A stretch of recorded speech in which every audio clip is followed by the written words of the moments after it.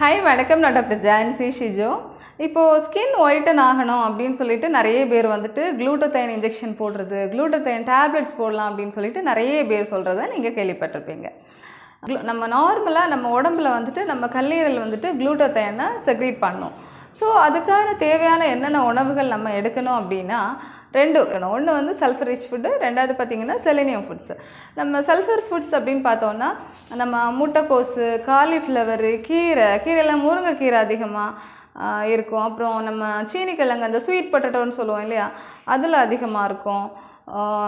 Onion நம்ம நிறைய சாலட்ஸாக கூட நிறைய எடுக்கிறோம் இல்லையா, வெங்காயம் அதிகமாக எடுக்கிறோம். அப்புறம் வாட்டர் மிலான், இதெல்லாமே சாப்பிட்டோம் அப்படின்னா நம்ம உடம்புல ஆட்டோமேட்டிக்காக நார்மலாகவே நம்ம க்ளூட்டோதைன் வந்துட்டு செக்ரேட் ஆகும்.